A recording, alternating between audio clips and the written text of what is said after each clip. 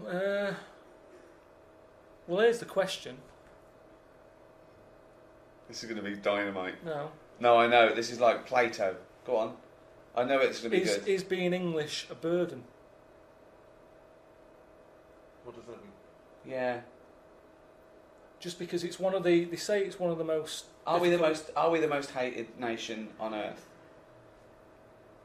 No. No, I don't think we are. No? No, it's the Americans, isn't it? We're second, then, are we? Oh, we all do so rubbish at Eurovision. Yeah, I suppose so. What, Eurovision Song Contest? Yeah.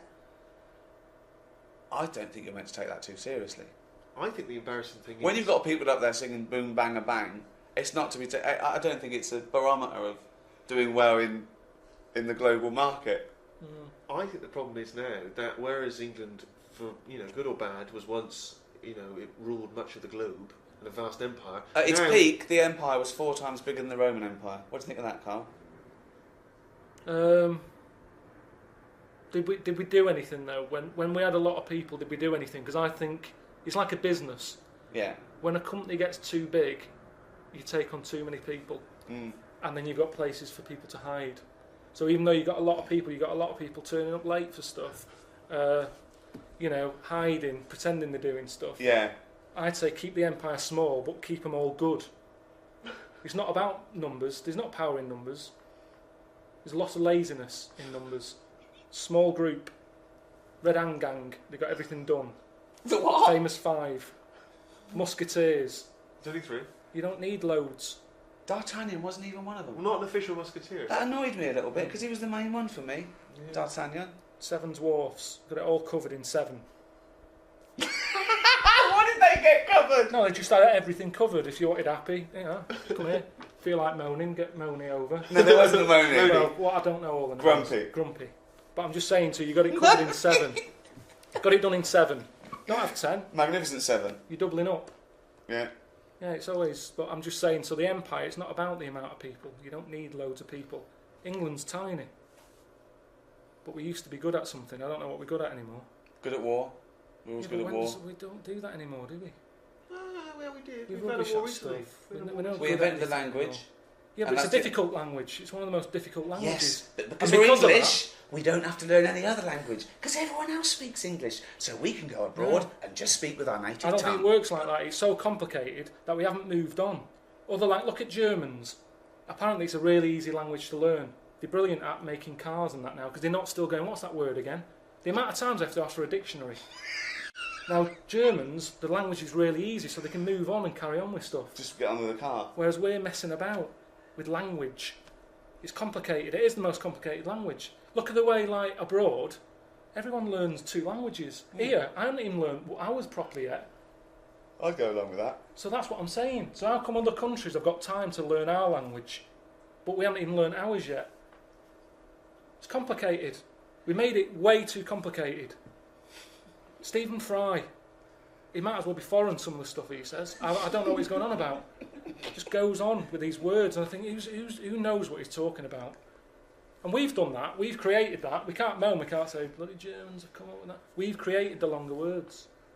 So that's the problem with English. We make life difficult for ourselves. Thank you very much.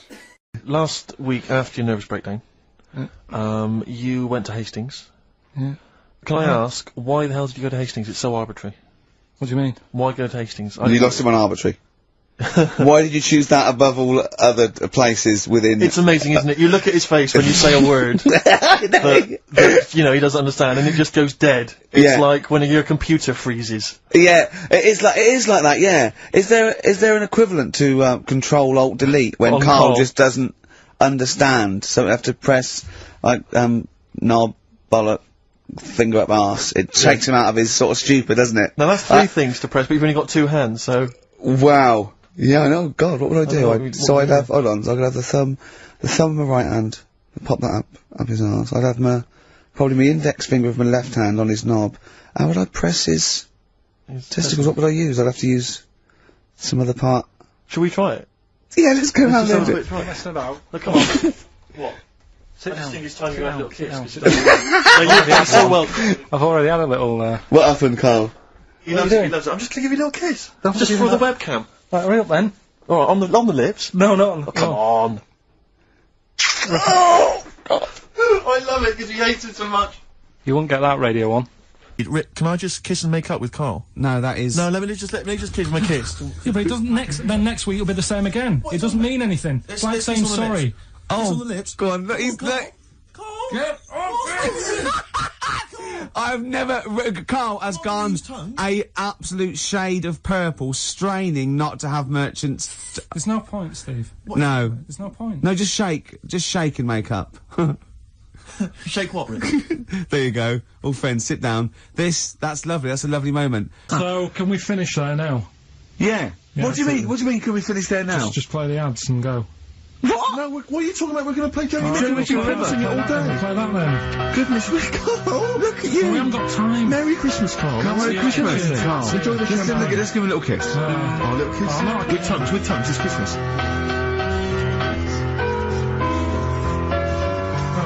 Stop messing about. Get up! Oh, yeah. Also, did you see Liquid News last night? No. It What was, is Liquid News? I don't really watch It's the Liquid thing News. on Choice, right? And it's sort of celebrity news, yeah. And Julian Clary was on, and they were talking about the Sony Awards the night before, which we went to, and they said something like a relatively unknown had won the entertainment award that we were up for, and Christian and Chris Moyles and Jonathan Ross said beating off bigger people. Not he was beating off bigger people. They weren't suggesting he was. Was Julian Clary beaten off at the heart again? Yeah. And it said, so, the people who didn't win resorted to silliness. And it cut, right? I don't know where the camera was. It must have been miles away, because it wasn't us. Cut to me making a little hat for you out of a Budweiser box, a little dark thing, and then forcing it on your head, and you sort of struggling. Do you remember that? I do remember it. Yeah. So But they were always watching. They were filming us. They were filming it, yeah. So, Scary. yeah. That's really scary because some of the things we were doing. Because I was tying scarves around your head, wasn't I? We were touching Carl in an intimate way. We were gaying him up. Gaying weren't him we, up to make quite him a lot. feel all uncomfortable and everything. Because he doesn't like that sort of thing, do you? Can't stand it. We're going to be giving you a cuddle about 5 to 3, seriously. We are going to... On the way out. And I've got roaming hands. Yeah. Do you know them girls who came up from the radio academy and sort of said, "Oh, so you're Carl then?" Right, Yeah. yeah. A couple of fans went up to Carl. Just on the way out, I said to him again. I said, "Look, I'm not gay," because they were convinced I was. That's because if you remember a couple of weeks ago, we teased Carl that he had to go as Steve's partner to the BAFTAs, and they really meant partners. You know, after the show, when he was walking home, he was going to go buy his suit, I actually said, they will ask you. He went, well, what if they say, and as we walk in, Steve Merchant and his boyfriend Carl, I went, well, they won't say that as you walk in, they might overdub it on the television, so he was going, well, what about my mates in Manchester? And he said, I'm not going.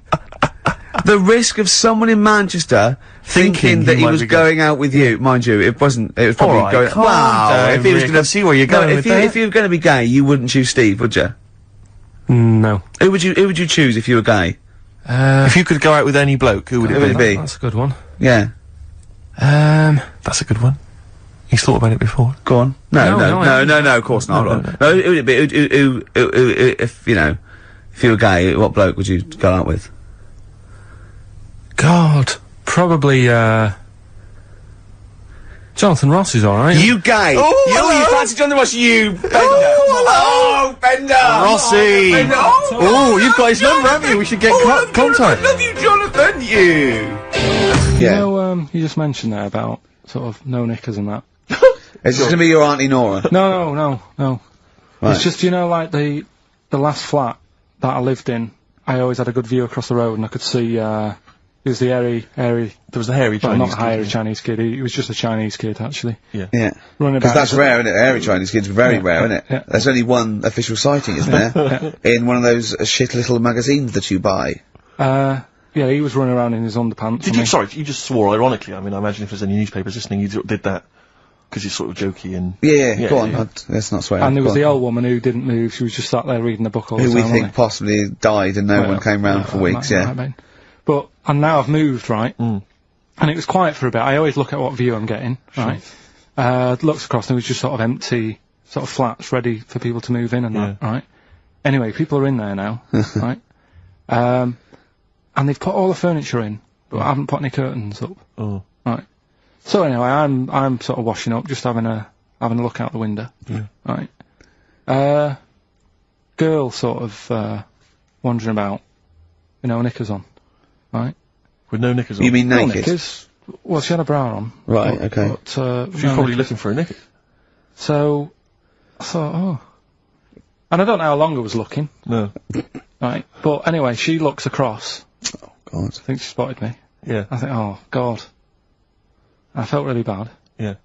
I said to Suzanne... Sorry, is this some sort of Peeping Tom confession while the Telegraph are listening? I've no idea. Well, it's not... That's the thing, though. Peepington. If I was peeping, she was peeping as well, because she was looking over. Works both ways, doesn't it? Yeah, but yeah, all she could see of you was your bald head. Yeah. No, but And your this hands is it. moving as you were washing up. And some white-looking substance rotting up. Particularly stubborn stain on this glass. Yeah. Oh, God. Imagine that. Imagine if she looked across. I'm assuming your sink is lower than the window. But didn't she just cover up or something? Or she looked back and go, oh, you're looking at my honey? Well, the thing I did, What? I thought, just sort of drop me boxer shorts. Because I What? thought... Well, Suzanne said, what are you doing? What are you talking about? What are you talking about? No, just so they can see me cheeks of me. What are you talking about? No, because I thought, if she thinks I'm walking about in the nude as well, then we've both got something out of it. Carl! This sounds like a bad excuse in court. I know. This is Or the plot of a film on Channel 5. I mean, this is like the doctor who got done right for exposing himself to a patient and then painted that little thing that you look down their throat pink. Yeah. And going, this is what they saw. yeah. No, so sorry, you were looking at a woman dancing around naked, right? So the only thing you could do was immediately drop your boxer shorts. So she looked across, saw you fully clothed, saw you took your No, boxers she off. wouldn't have done, because it's sort of just the top half and the sink's at a side angle, so I was sort of looking out. So This she is wouldn't genius. so she wouldn't have seen your trousers then anyway. No, she did. I moved in front of the window more. So you then made them. You actually climbed in front of the window. Oh, this is amazing! So you climbed in front of the window to show off it wasn't your naked obvious. lower half. Susan said, what are you doing? And I I said, bet she did. What are you looking at? I sent you in here to What clean are up. you doing? I'm just taking my trousers down, standing over the window. Why? Because there's a naked woman across the road. What do you think I'm doing, Suzanne? I'm exposing myself while looking at some free funny. leave it. What's up with you, Suzanne? leave it then, leave it. Christ. Are we doing Rockbusters? Or what? Yeah. Oh, she sent you in there to read up on Einstein. She comes in and finds that. Oh, brilliant! Anyway, Wait a minute, can I just get a final question? What did the woman across the way? What happened? What was her I reaction? didn't look again. I just thought you've seen a bit of action as well. We're both happy. Let's leave it. Brilliant. So were you waddling around like a penguin with your trousers around your ankles? I just was walking about, and Suzanne said, "What are you doing?" I said, "I'll explain to you in a bit, but don't look out the window because then it's Excellent. obvious." Then he sees that she calls her husband to look at Carl walking around naked. He goes, "Oh, she's got a quick, Suzanne, get him out. There's only one with you. Get some more friends. They've gone one more." Anyway, Brilliant. Right, play a record and come back to Rockbusters. And Monkey News. We haven't got enough time. Do Rockbusters. Oh, God almighty. Probably a couple of listeners Carl, what were you saying before we cut you off? yeah, it's just that you had the girls in and that, and it reminded me. I was talking to Steve in a week. Yeah.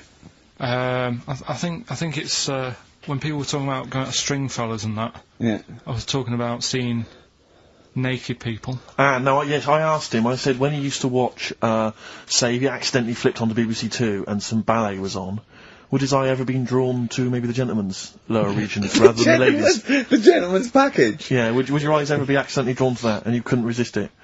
And Did you you- said yes. Yeah, because right. Oh, and I don't dear. think I'm. Oh, dear. Well, go on, I mean, fair enough. No, right. I'm always looking at the beautiful ladies, but fair enough. Yeah, No, go on. but right. Have you ever looked at Wayne Sleep's testicles? I went out. Have you ever looked at Wayne Sleep's penis and testicles? I went out on a night out, right? And it was it got to some point in the night where two women and two fellas got on the stage, Right. right? Started stripping off. Yes. Yeah. Just what, members of the audience? No, I think they were like part of the act, right? Right. And What was it, panto? they downed the fellas had like their undies on, and the girls just had their knickers on. Yeah. Right. And sounds pretty erotic at the moment. Go on. and at the same time, they all whip the pants off. Yes. Right. Yeah. It was Now- Spuck's Fizz, wasn't it? The adult show. Now I said to Steve, at that point, Sorry, I wasn't there. He said it to me later. yeah. I said, well, you have a quick glance at the fellas, and then the annoying thing was, I thought, right, now I'll have a look at the women, and it was too late. They put the knickers on. How long were you looking at the fellas? Not that long, but But it why was were you like looking at them first? it's human nature, isn't it? Why? I don't know, but I'm sure you would have done the same thing. You just Why? sort of think, well, how are they shaping up? So I hope it's a shaping up at comparative all. test. So who had the biggest knob? Which one of the blokes had the biggest knob? No, it's like, normal. But This is a whole new side of you. This is a whole other area. So you look at ballet dancers, you look at the gentlemen's. No, I don't. package. I just was when he said this. It reminded me of this night when I was walking home thinking, Oh, didn't get a look because I was messing where about. was this? What event was this where people are stripping off? Carl, I'll tell you what, you are the most interesting man I've ever met. But are you comfortable being nude and that? We've done this. Well, I don't know what this is. We did this last week about, are you comfortable being nude? No, think I know, I was talking you're about probably that. most comfortable being nude. It's just probably not in public. Well, Ricky's only really comfortable nude when he's eating. yeah. There's nothing to get, Yeah, you can just wipe spilt on yourself it. down. Yeah, you just sit in the bath. Yeah. No, but I've talked about that, and then when I went home, I was talking to Suzanne about it, and she said, "What's all that about? You don't like being nude, right?"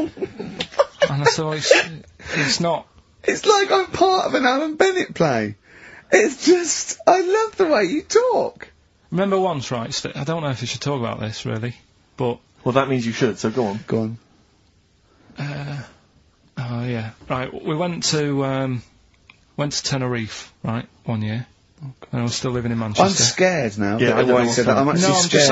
I'm thinking about Suzanne, but she's Well, working. I don't want to know anything about Suzanne, Come to be on, no, honest. but If come on, it's- It Go on. involves me more. Let's Go hear on, the story. go But on. I'm just explaining to you that I don't like being nude. Yeah. Go on. So you're in Tenerife. In Tenerife, right? Didn't have much money. Stayed in this apartment that wasn't that nice, right? Had cockroaches in it and stuff, right? Didn't have much money to go out at night. So we're in this sort of death trap of an apartment, right? Uh-huh. Anyway, so when I was younger, right, had a bit more energy. So Sounds like He's he's 30. 80, I know. start having it away a bit. It's a joy. Beautiful. It's so, good, yeah. I'm in here to work. I love it. Go on. Right, so, doing what I do, right? Yeah. Someone starts banging on the door. So Suzanne Everyone's says, at it. Right, so you mean knocking on the door? Right, okay. knocking on the door, right? So Suzanne said, you better get it. So I said, I can't get it now, can I? I'll have to wait a bit. Right. I can't go to the door. Go on. So the banging's getting louder. Yeah, Someone at the door. yeah. And she's like, oh, no, it must be important. I'm like, in a minute. So anyway. I don't want to know I stick... anymore. We'll leave it. No, come on, finish the story. Open the door. It's a fireman. So I just stick my head round, and he's going, you'll have to get out. The building's on fire. Right? So I'm like, in a minute. Sorry, you weren't still having sex at this point? No, but, Right. still sort of got to wait a minute, or I can't get my pants on. Oh, Carl, I wish I'm so sorry. Right, go on. To this, So now So the place is burning down. So it could be a serious big fire going on. Yeah. I'm sort of waiting. You can hear people sort of screaming and that, panicking. Is that because the door's open and you're nude? The fireman's saying, will you get out, will you get out? I'm saying, in a minute. Right. And Suzanne was saying, think of something that's not sexy. Sure. So I was thinking of people, thinking maybe down in a fire might sort of calm you down. Yeah. Then the fireman said, we need a big pole. Yeah. Yeah, Sure, go on. But what I'm saying is, that, to me, I wouldn't have wanted to go out and be safe over, do you know what I mean, over being naked. I don't like walking about without on. So what I'm saying is, even if that fire... I love the idea of everyone huddled in there with all the firemen. It just, the camera's pans along and it's Carl. Yeah, a just local news report. naked. With still But would standing proud. you have gone out? We're now on. But why do I have to go out with now on? I just grab a pair of jeans. All right, but you just, you know. What? There's a fire, Carl! Yeah, but See, no, not everyone looks at men's packets. That's only you, remember. Most of the other firemen wouldn't be going, oh, look at him. But He's what I'm interested in is he's how pleased long... to see us. Carl, how long did it take? And did the thought of dying in a fire help? After a bit, but the fireman sort of had a go at me. Sure. What do you mean? Well, he wasn't happy that I was dawdling. Well, to be fair... But what can you do? Answers on a postcard. To the usual address, XFM, care of Leicester Square. Well, let's just get these right. Let's play a record, let's have Rockbusters and Monkey News. We don't have time for afterwards. monkey news. We'll squeeze them in. Wow. It's a god-awful small affair.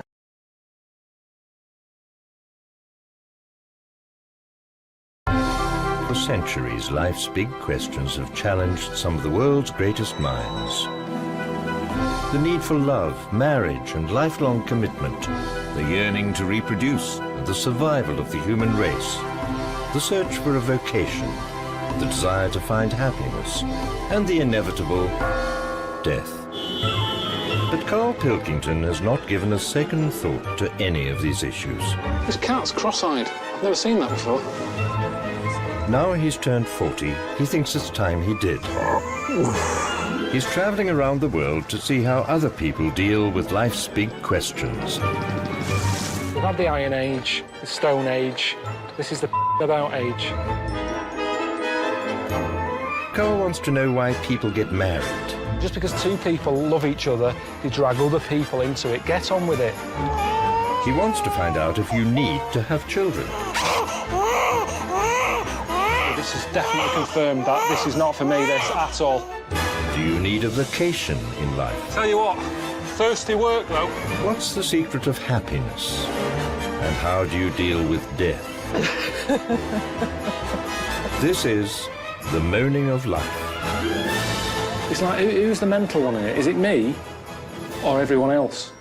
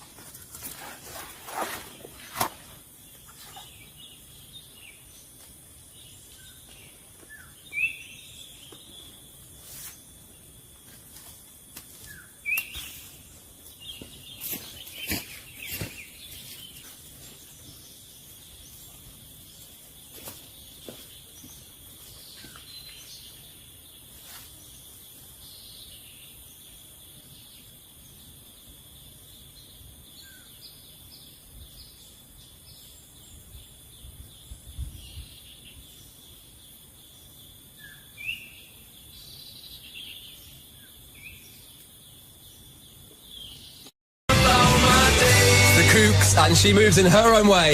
BBC. DJ. Radio 1. Please welcome to the show lovely Ricky Gervais, Stephen Merchant and Karl Pilkington. Hello. Hey. One pencil clapping. I was the lovely, wasn't I? Yeah. Or was that a communal lovely? It was a communal lovely for everyone. Okay, brilliant. No, I'm happy with that. Yeah, we're all lovely. G-Man, I like the G-Man. Do you remember we were in before? Yeah. He's a good guy. One of the good guys. One of the good dudes. Yeah. I'm glad. It wasn't live though, was it? Oh, we had a lot probably of fun. cut it all out, didn't he? All the good stuff. All the, a lot of it was cut out. Of Is that this interview. live now, Greg? We are absolutely live. So all the stuff cut out was probably that we talking about we hadn't. You don't play Gary Glitter anymore.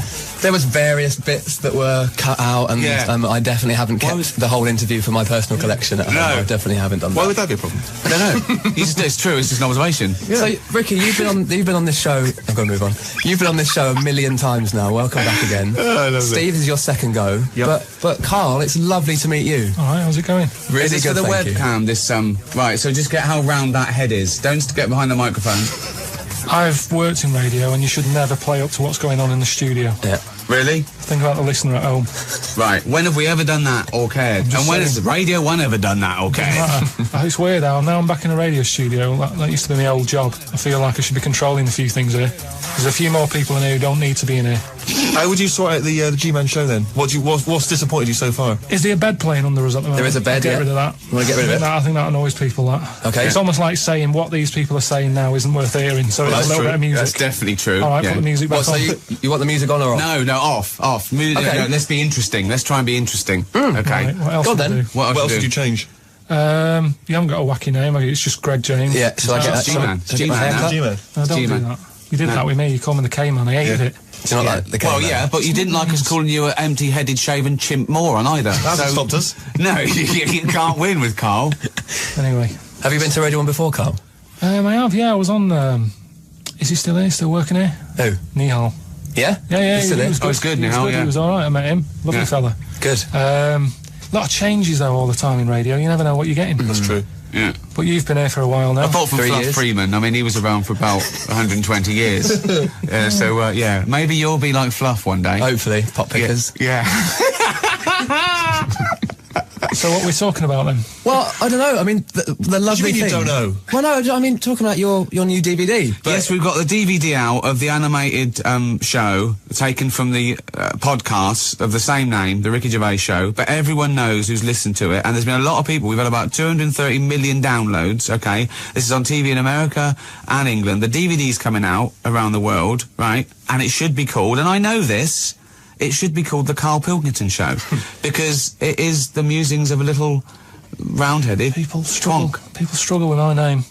Do they? Really? Why? Just the Pilkington. They can't say it. I don't know what's wrong. It's so easy. It's spelled as it looks. Yeah. Man, you've just been on Dale Winton's show, he called me Nigel. Normally it's a surname, that's a problem. He called me Nigel. Seriously. What did you call him in return? No, well, I was a bit I was chuffed to be meeting him because I've watched him a long time. He's a big fan. I like In It to Win It. I was telling him about In It to Win It. He wasn't that interested though, was he? No. It was just like he treated me like some fan. He just went, yeah, thanks for that. You should have just called him Steve Wright. Well, yeah. I liked him though. He's a nice bloke, but he just annoyed me. Greg, are you familiar with Karl? Have you heard the podcast or any? Absolutely. I was going to say, well, I used to listen to the show on that radio station years and years ago when I was at school. How would you, if you're listening, say there's someone listening at home, right? They love you, they trust you, they respect you. You are the demographic. These kids go, well, he's like our leader. Right. So, which I'm sure is true. Isn't it? So, you're not in school anymore, you're not being bullied, you're on the radio, you're all powerful. You've got long trousers, I noticed. Exactly. So, well done. So, how would you explain Karl to people listening at home who are not familiar with him? I think a muse.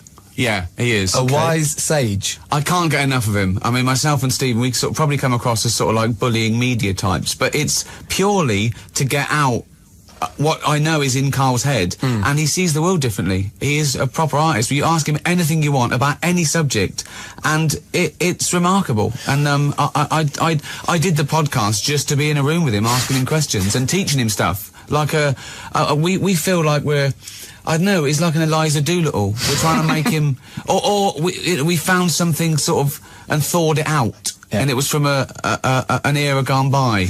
One of my favourite bits is actually on this. I think it's the first episode of the series. Is the one? Not impressed, Karl? First episode? No, episodes 1 to 4 or 5, very, very weak. Do you think? Yeah. That's unbelievable. He's trying to sell this DVD. We're trying to sell a DVD around the world, and he comes out with episodes 1 to 4 very weak.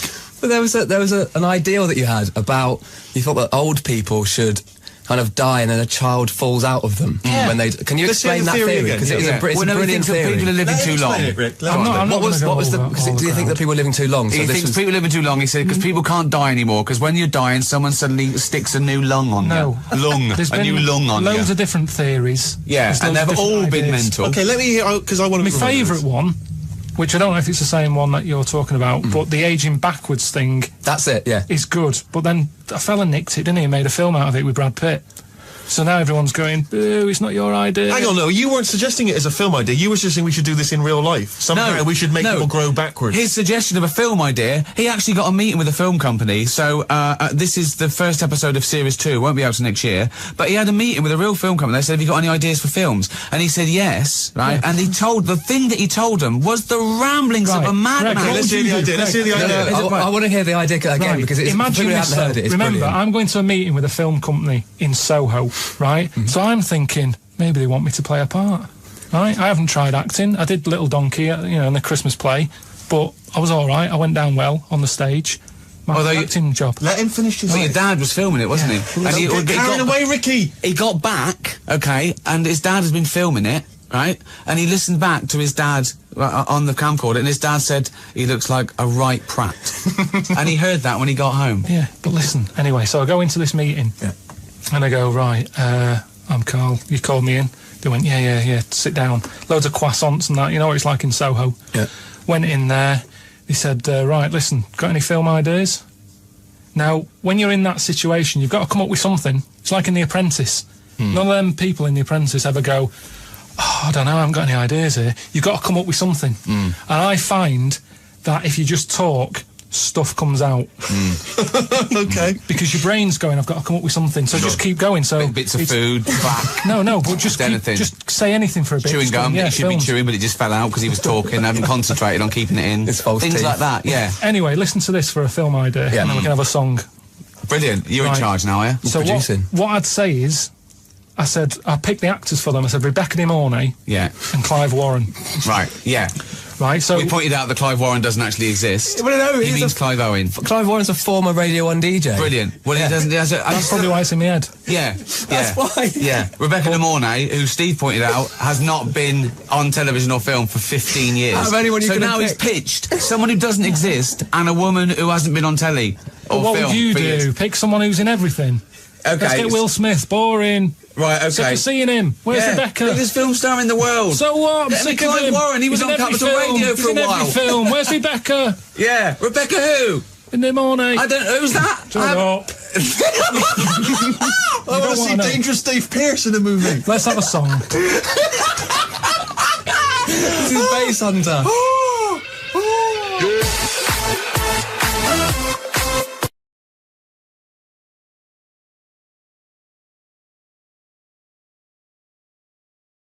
Did it with his feet. Go on. Well, it's just why pick the most hardest job to do when you haven't got any hands? Crush grapes. Or... Do you know what I mean? That annoys me. Oh, crush grapes. Imagine him being told that. They're two different people. This is what I'm telling you. But this is the problem. They're going to crop up quite a lot just because they've got double a chance. Alright? Oh, please don't write in and complain. He'd know. So, followed it round. And, see it having it away. Turns out, little prostitute.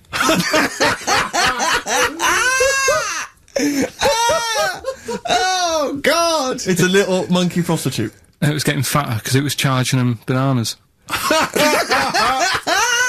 What a load of old rubbish. It's charging them bananas! What was it, a boy or... It was a... Woman. Little woman monkey.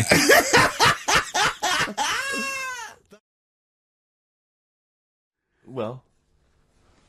The bit I haven't told you about is it's actually run by a couple of chimps.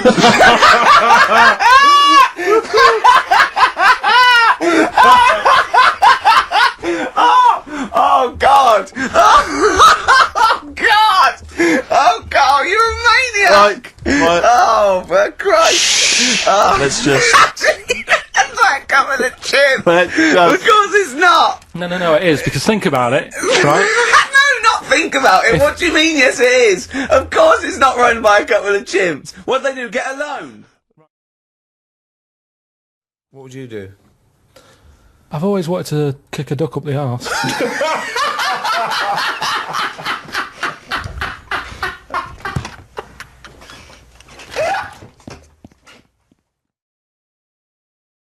It was a chimp. They weren't happy about it. Of course not. Because now the owner of the chimp wants to enter it into the Tour de France. No! Oh God! I'm gonna die! Oh God! In 2005. Now, a couple of questions. I trust you'll be able to answer these. Oh God! Steve, help me out. Right. So, the monkey enjoyed it, and it was like, well, I want to do it again, right? But they were like... So how did they know that? How did they know he wanted to do it? Just the way it looked and what have you, it was like... Fuck off! Just the way it looked! So, you are a maniac. So the thing is, though, right? It's a bit weird. So I just got out of the car to look at a bright light, and I got back in the car and I grew a beard, and she said, never mind your beard, where have you been for 3 days? And what had happened is... He passed out because he was pissed. No. The UFO had taken him for 3 days. Different people. Is this all the information? Is that the entire story? It was 3 different people. Did you fall hassling asleep him and not read about the end? A fire that didn't happen, about a wife that didn't exist, and a cat that didn't look happy.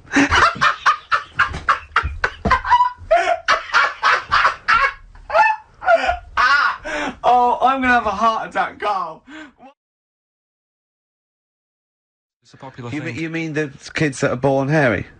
No, there's kids who've been born hairy, right? Yeah, that's it. No, but listen, and they walk around on all fours, and they drink milk from a saucer. Steve, this is no, too remember. easy. Physics. Yeah. It was going on about the nuclear bomb and how powerful it is, and they put a manhole cover on top of one. Okay. Blew it up. Yeah. Never saw the manhole cover again.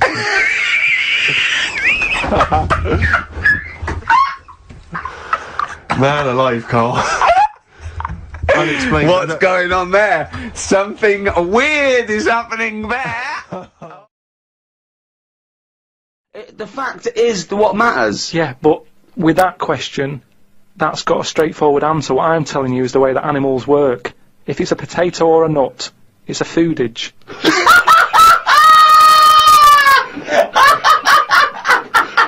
And once again, I return you to my question as before. What's your point? What point were you making?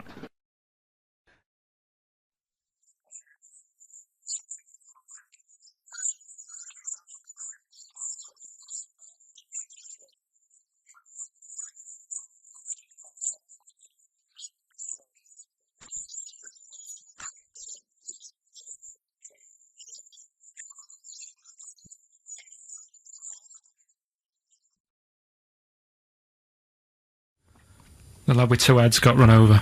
That's it. What? How is that cheeky freak of the week? Just because it got my interest, and I kind of thought, why didn't he just look both ways?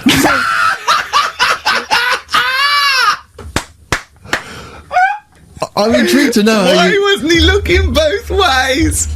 I'm intrigued to know how you get run over. What was it, 1629? Yeah. Well, it's horses and that, wasn't it? Yeah. Oh, why wasn't he looking both ways?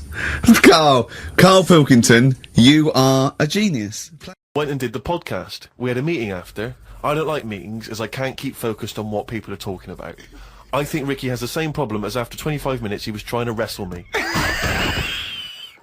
I tried to do what spiders do and stayed still as if I was dead. But Ricky just stayed on top of me, not moving.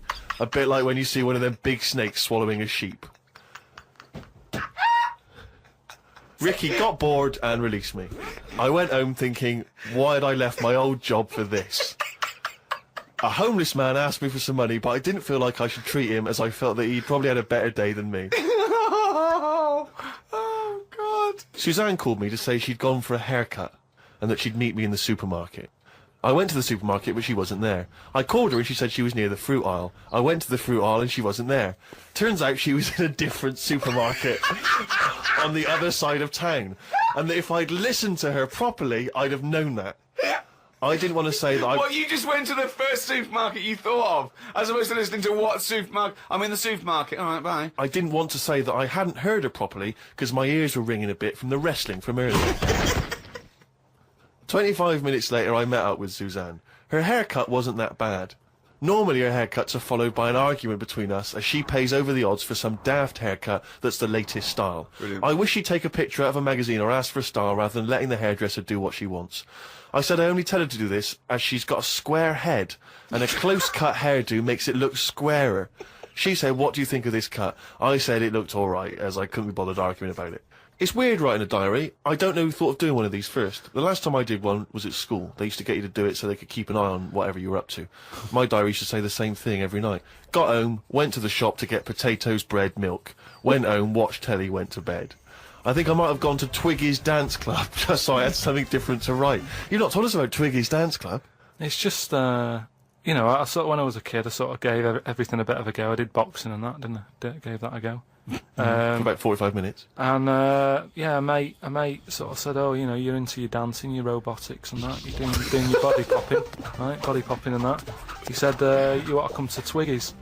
And I went there, but I didn't go in, it was shut.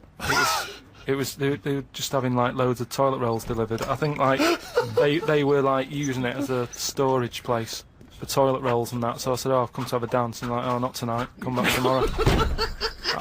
I never went back. Brilliant. Next. What a waste of an anecdote. Right. Brilliant. Just to recap, you're convinced then that the teachers are asking you to keep diaries so they can keep tabs on you. And then to continue the diary, as there were more problems happening on the estate, they started to add Saturday and Sundays to the school diary to keep an eye on what we were doing at the weekend.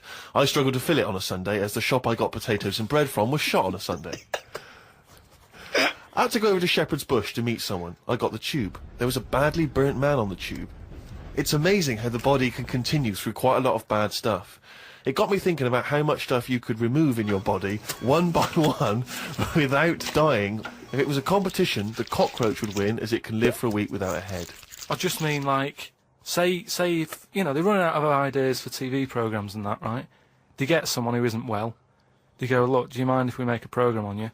And what they do, they sit them in the bed, and they go, right, what we're going to do now is take out the heart but replace it with a pacemaker. Right, No. Sorry, people with pacemakers don't have their heart taken out and a pacemaker popped in. All right then, some sort of machine. What I'm getting to is... Have you been playing Operation? What I mean is the big finale would just be a head chatting with loads of wires going into it, and it's like, look what we can do with science.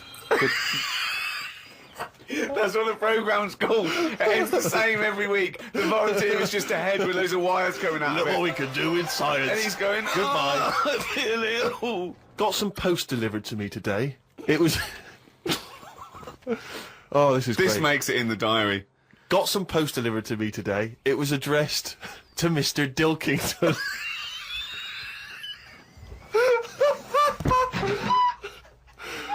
I don't know why that's so funny. Oh, God. I got some post delivered to me today. It was addressed to Mr. Dilkington. I opened it and the first sentence read, Dear Mr. K. Dilkington, you're one of our most valuable customers. I put it in the bin. Thought I would learn some new words, as Steve always says I don't use enough different words. I read in the Fortean Times that the word whew means an ugly female ghost with drooping breasts. What do you mean? Is that how am I pronouncing that right? Who's using that word? Who is using that word? It was just W-E-W-E. Let's call it a woo. An ugly female ghost with drooping breasts. I think I'm right when I say there are too many words in the world. I don't think I will ever get round to using the word woo. Watched a health programme. Wasn't watching it properly, but heard some doctors say that we only get so many heartbeats in a lifetime, so don't do too much exercise. I told Suzanne, and she said I probably hadn't heard it right. We got talking about death. Suzanne said she didn't like thinking about it. I said she might end up being a woo. I was chuffed as I'd managed to use my new word. I went to the supermarket to get tonight's tea. On the way, I stopped and looked in the fishmongers at all the different fish they had in the window. It's like a child in one of those kids' TV shows. I know. Mr. Pilkington went to the fishmonger. He stopped and looked at all the fish in the window. Hello, Mr. Dilkington, they said. There was a newspaper clipping stuck on the glass about a two-headed fish that they've made in Taiwan. I don't see the point in doing this, as a fish having two heads ain't going to solve the world's hunger problems, as the head is the bit you throw away. Invent a fish with two bodies, and I'd say well done. Good point, isn't it? Suzanne watched one of her favourite TV programmes. I've told her the telly only goes on if there's something she wants to watch. If there's nothing on, she has to talk to me about stuff I've learnt. Like Descartes. Watched a programme on him the other day. He is the one who said something like, I know I'm about 'cause I dream. Doesn't work for everything, 'cause ants don't sleep. I don't know if I'd like that or not. You don't know if you would like it if you didn't ever sleep. Not sleeping. It's just one long day. I don't know. Don't know how you put up with that. Do you think it'd be a good idea? No. Why not? Because, as you said, it would get a bit boring. You know, your sleep is your rest, your time off. It helps you detoxify. It helps you sort of think things through on a subconscious level. You know, but don't you ever get it where, I mean, sometimes it's brilliant to have a sleep when you're tired, but don't you sometimes feel that's like... the best time to have a sleep, when you're tired. No, but sometimes when you go to bed and you're not that tired and you're kind of thinking, oh, I'm going to waste some hours of my life now and I'm not really in the mood for this. Well, that's just wishing you had longer on this earth doing creative things. I mean, if you didn't have to sleep, you could spend more time talking to a tortoise than going to the toffee shop.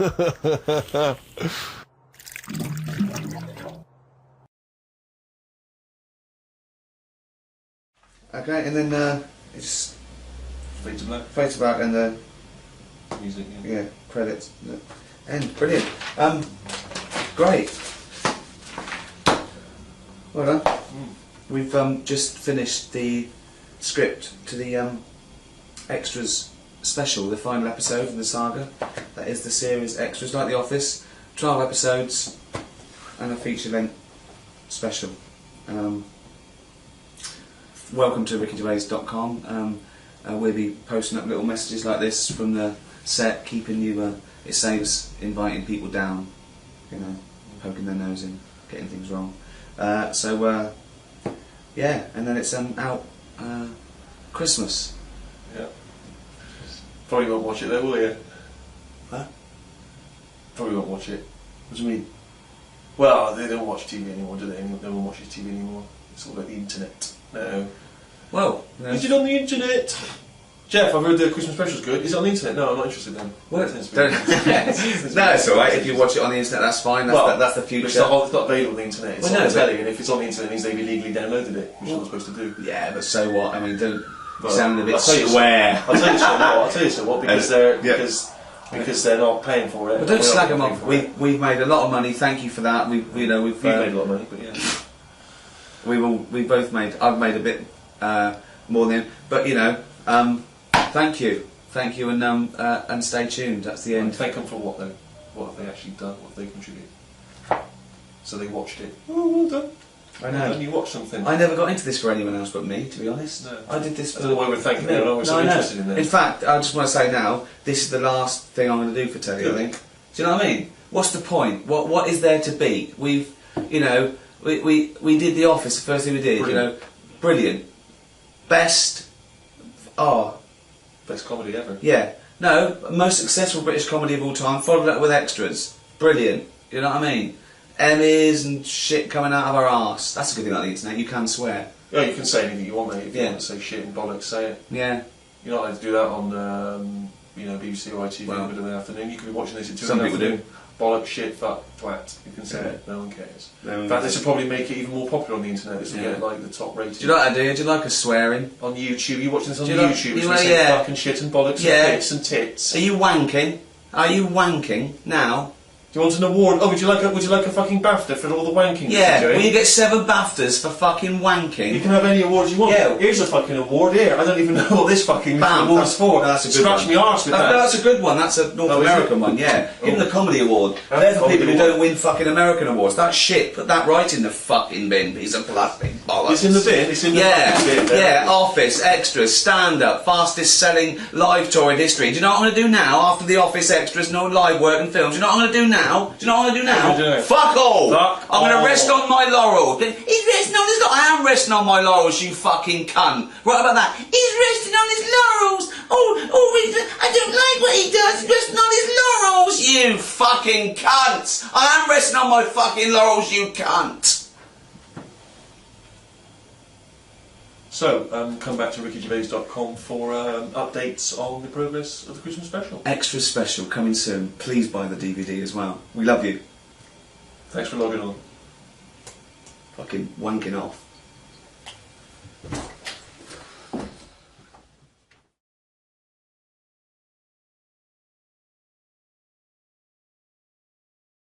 Ho ho ho! Placebo in this picture on XFM 104.9. 8 minutes to go. Let's make it a good 8 minutes, and then we can all chill out. Yeah, enjoy the rest of the weekend. Play the jingle. Chimpanzee that monkey news. Excellent. A particularly aggressive jingle this week. Wow. Yeah, looking forward to this monkey news. Carl. Right. Come on. So, what's the name? What? We've done. Sorry, what? Brilliant. We've done a lot of monkeys who got involved in crime and stuff. Yeah. Right.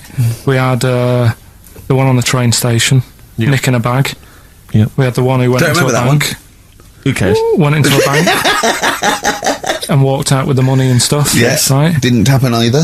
Next. But the thing is, you never sort of found out what happened to them. If they sort of got worse, got more involved into crime. Just and monkey stuff. news update. That would be amazing. Brilliant. What they found out in India is, it's got a prison. It's just for monkeys. You mean wild animals? You mean a zoo? Yeah, a zoo or a kennel or something where it's been gone mental or something. No, it's a prison. Yeah, does it have fraud cases? It's got. It's mainly sort of animals that are attacked things. It's mainly violence. I bet that's my that and theft. Say it again. Stuff. Theft. Say it again. Theft. Say it again. Robbing. No, let's go back to that word. We're going to keep doing it. We've got 6 minutes. You're going to say the word right before you go to Hastings. Well, you say it. No, because then you'll know how to say it. Well, all right, robbing then. It's been caught robbing. Say it again, though. Who's robbing? Who's robbing? So they've got this prison. Right? This is extraordinary. Say it again. No, you're not going to say it? No, go on then. So they got a prison for them, right? And there's 11 of them in there, 11 monkeys. Right. That are in there for life. Because that's... I think there's one just got out on parole, right? No time off. But there's 11, I'll give you the bit of paper because I thought this was... Weird. You thought it was a bit weird. Now, Carl, what are they in there for then? Because, I mean, they're in there for life, so I'm assuming it's murder, is it? Premeditated murder? They're not crime bosses, are they? They're not... Are they the prostitution and gambling? Are you sure they're not just the pawns and the head sort of like orangutans up a tree going, remember, you don't know me. You're on your own. If I go down, you're all coming with me. You take some of your gorillas down there and sort him out. Oh, the great banana robbery. It's not. I wonder if they get them. Right, go on then. Okay, let me see. Now, I don't know what source this is, as ever. Is it the back of a fag packet found in a toilet? Well, no, I mean, someone's clearly... If this is nonsense, then someone's clearly gone to a lot of effort, because it does open with the headline, Parole unlikely for inmates of monkey prison. Yeah! Officials say 11 inmates at India's only monkey jail. Officials? Now, what kind of people work at a monkey jail? Where do you work? It says officials say 11 inmates at India's only monkey jail are unlikely to ever be released. The prison in Patilia houses monkeys apprehended by game wardens in Punjab state for thieving and attacking people. The Daily Telegraph reports how the monkeys at the prison in Montebello snarl and glare at visitors from their heavily barred cages. 2 monkeys were released a year ago after exhibiting good behaviour for 18 months in the jail. They have remained out of trouble. Prison can work, that's good. So all 11 monkeys... They were aggressive wild animals that were taken away from the public for their own good. And robbing and that. Wildlife officials believe part of the problem has been caused by thieves training monkeys to help them. Lorry drivers training monkeys as guards for vehicles, and itinerant entertainers using ill-treated monkeys as part of their act. It's the monkey that takes the rap. It's a shame, that, isn't it? That is awful. They didn't know what they were doing, did they? Oh, so there you go. What do you think of that, though, Carl? What would you if you could visit them, like Lord Longford or something? What would you say to them? You go there and you get a visit a week or something. You know. So can you get us a video? Right. Do they get conjugal rights? Do you reckon? You wouldn't be interested in that, though, would you? They get what?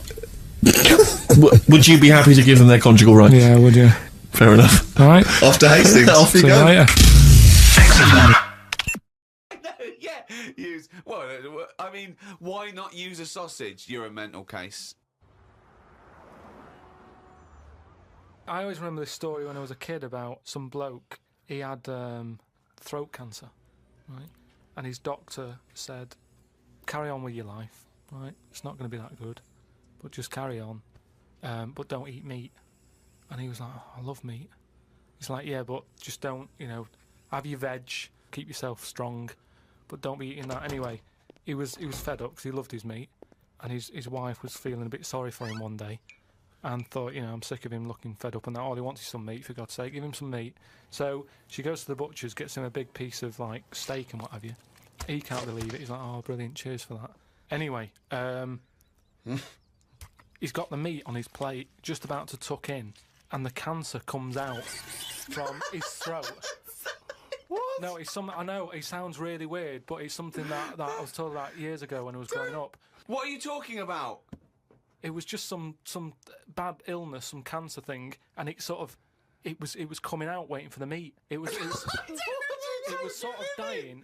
Again, I get a lot of your medical knowledge is from the film Alien. So this guy with throat cancer, okay, as opposed to it being a disease of the cell. It was like a living. The alien. It was alien. So it was the animal. It was the little animal cancer. That's why he wasn't allowed to eat meat. He wasn't allowed to eat meat. So it's sitting there. So it's actually sitting there and throat. Well, I'll tell you what I'd have done if I'd have had some cancer in my throat. I'd go, there you go, rid of that. What are you talking about? So what happened? He choked to death on this thing, and the wife was like, "Oh, I shouldn't have given him the meat after all." Just that's a bollock story. It's all. There's loads of weird stuff like that There that is. happens in medical stuff. Well, the terrible thing is, if you got testicular cancer and you eat meat, your bollocks come out of your trousers and they're all over the plate, and you have to be asked to leave the restaurant.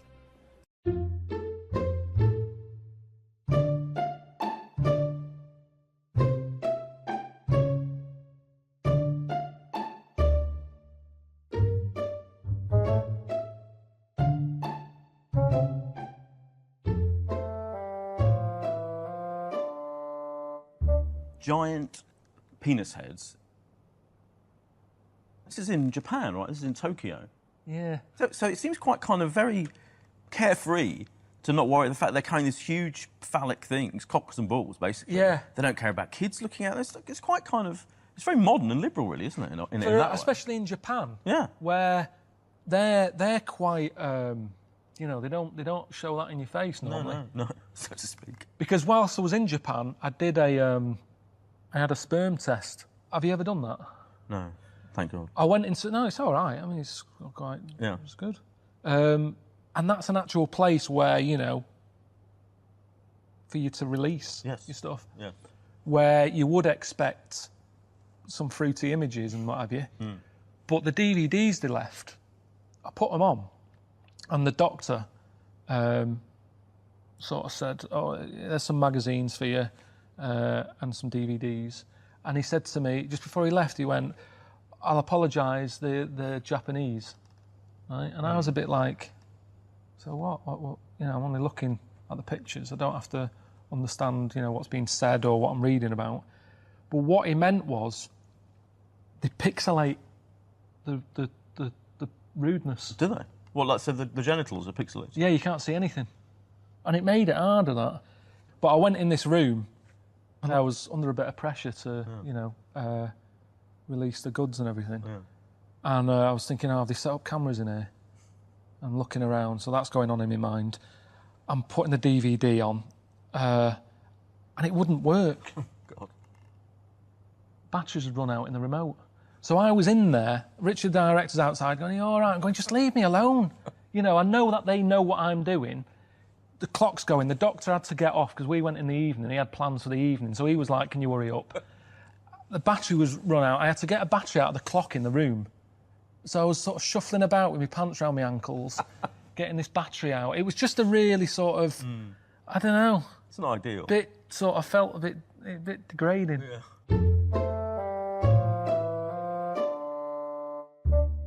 But honestly, the lengths people go to, he was telling me about how people have the ball sack. Yes. The testicle. Back sack and crack. Not just that anymore. Oh, what do they have now? Ironed. Oh, what?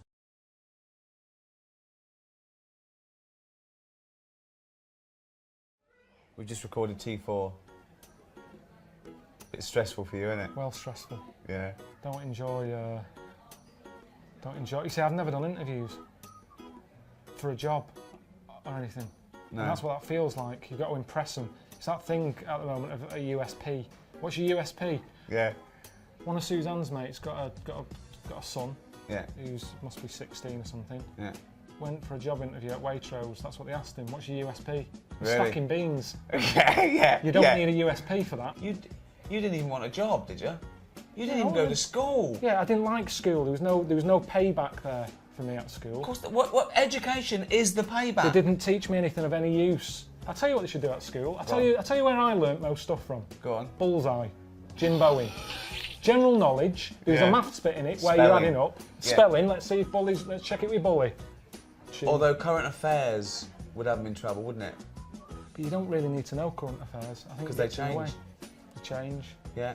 And yeah. Are you listening, kids? You don't need to know current affairs. You don't need to go to school. You need to get Challenge TV. What advice would you give to kids today? Is someone watching there, you know, they're, I don't know, 13, 14, maybe worried about exams? What am I going to do? We're not worrying that much, are they? They're sat on the internet like that watching this. Turn that off from the start. That's a starting point. Okay, well, not yet though. Don't turn it off yet, because Uncle Karl is going to give you advice. I'll play a young kid, a young teenager, right? Right, and you've got to inflame my quest for knowledge, my quest for excellence, my quest for achievement. Okay, right? All right, Karl. Right. What do you think about when you sat there now? Just nothing. Just thinking that I wish I was sitting here more. In a way, I'm sitting here enough, and I wish I was sitting here more. Yeah, I couldn't handle a kid like that, to be honest. You're that gormless.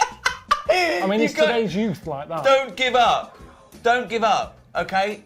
Okay. Right. What if I was like this? Right. Right. Right, Carl. I'm fed up. I don't want to do anything with my life. Life's never going to get any better for me. Well, maybe it isn't, actually. If you're like this... You can, because there's no point building you up and making you have this dream that you're going to be a professor or something if you look like that. There's more divs in the world at the end of the day. And sometimes we have to accept that there is kids at home watching this who are like that. They're probably going, oh, yeah, it's like me. They are like that, and they're not going to get anywhere. So there's no point building them up and saying, don't be like that. You could be a lawyer, you could be a solicitor. They're not going to be. There's a lot of idiots in the world. So, live with it.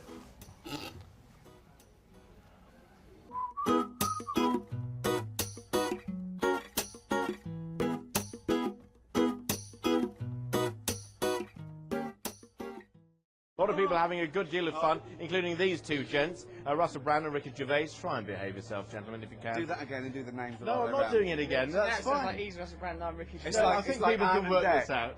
Yeah. I think people can work it out. The short one and the tall one, so don't worry about that.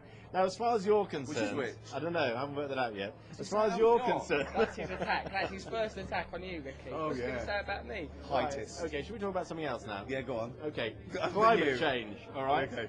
Are you here tonight just to enjoy the content? I'm and not here to tonight. Do the job? I'm not even here tonight. He is. This is live. This is pre-recorded. Right. Okay. Well, this is all going horribly wrong. You asked us. I know. I'm regretting it now. I'm regretting it now. No, it's a pleasure to be here, and everyone here is an absolute professional. Except him. He's a shambles. Are you drunk? Not yet. Not yet. Now, climate change. Then, is it something that you're interested in, or are you just here for the booze? He's not holding that microphone. Perched. I should tell you what his other hand's doing. All right, no, never mind. Look, it's holding this, so don't worry about that. Don't believe everything you hear from this man. So I'll ask you, climate change. Is it something you think seriously about? You're the preferable one. Right. Imagine that. Someone would rather talk to you than someone else. This is quite a mark on your character that he's turned to me. Yeah, of course I care about climate change. Now, as individuals, we can do an awful lot. You, for example, you're going to have to change the way you're living your lifestyle. Don't look all cynical. And how do you know how I live my lifestyle? No, look, the it's idiot. important. It's He don't like care I go about around nothing. killing turtles for a laugh. He does do that. So climate change. And my lifestyle. Your lifestyle, particularly the way you turned up here on a jet bike, making women pregnant on his team just for a jolly. That was a vicious rumour. You're like a modern-day Jack the Ripper, you are. Right, thank you for that. Oh, that's... Okay, bring back Keane.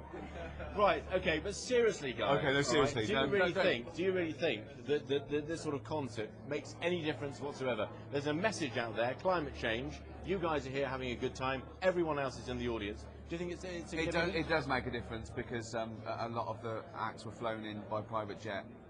So that's added to the emissions no end. Right, okay, so it's a bad thing then? I just want people to let Nelson Mandela go. Yeah, as soon get him out. And Maggie. Let Mandela go. And Charlie from Big Brother. Charlie's got to be freed sooner or later, one of these days.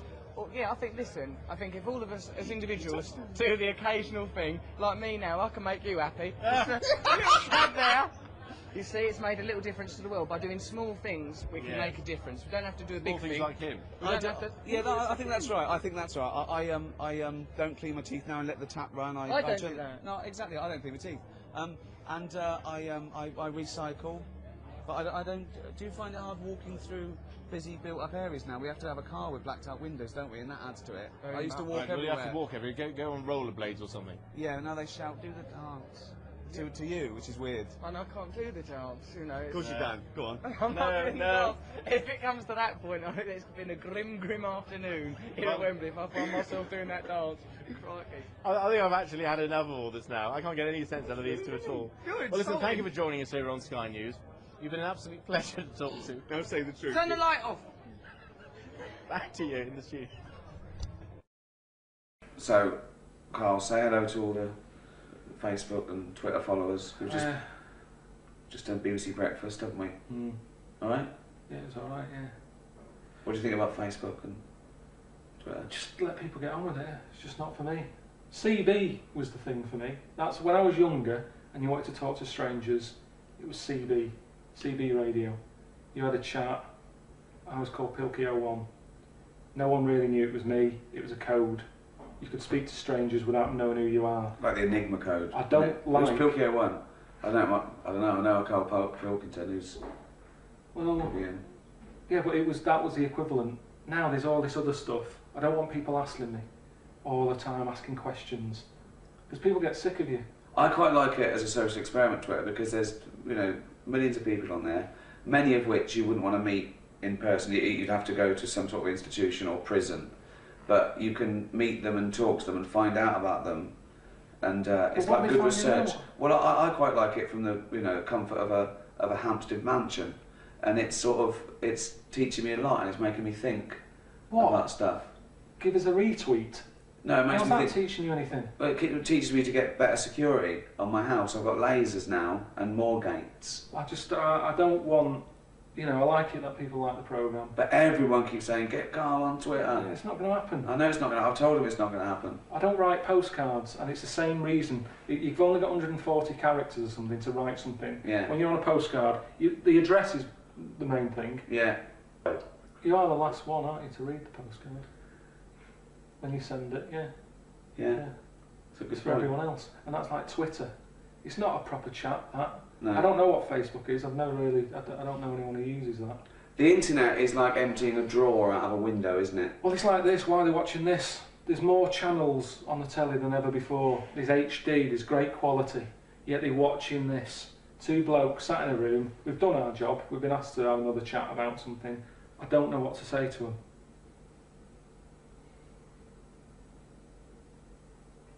Mention the DVD. The DVD's out. Yeah, it's out now, isn't it?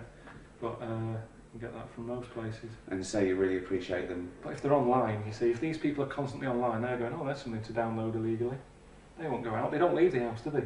They constantly sat like that at home, looking at stuff. Go out! Happy Christmas.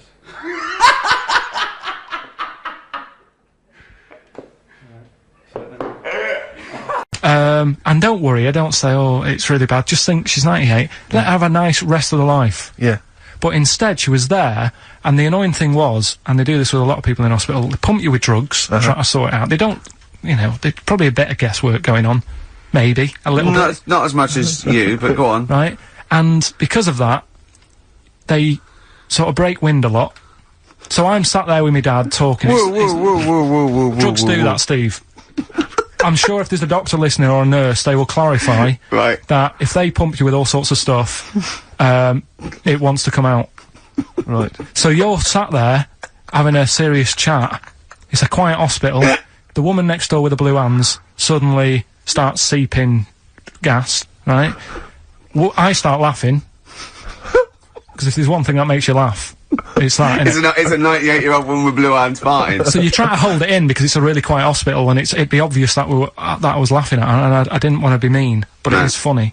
And then it got me talking about my auntie, because my auntie Nora, she same thing, pumped her with loads of drugs. She used to a cabinet next to the bed is like Boots. She's got loads of stuff, right, for all sorts of stuff. And I mean, she's not that old, but she's on loads of stuff, right? She's a bit coked up, is she? She called up my mum once. And, yeah, you told us this. Go on, tell it again. And she said, "Oh, how are you doing?" And that. She said, "All right." Bit worried though. My mum said, "Why? What's up?" She said, "I've been breaking wind."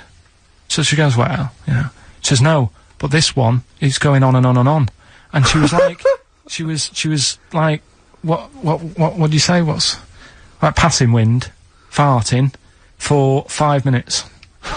one thing, not like, trumping and then nothing. Yeah. Continuous drone of a fart. Yeah. I don't think she had. How big was she? She must have been the size of a barn. No, she's not that big. She's, she's good for her age.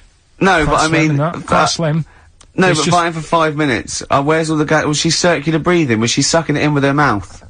It was just, I don't know that much about it. But she called up my mum. About 2.5 minutes in. Could you hear it in the background? 2.5 minutes in! 2.5 minutes in, she called my mum up, and it went on for a further 2.5 minutes. Oh. And she just stayed on the phone, did she? Where was... Going, can you hear that? Well, did she hold the phone next to her arse?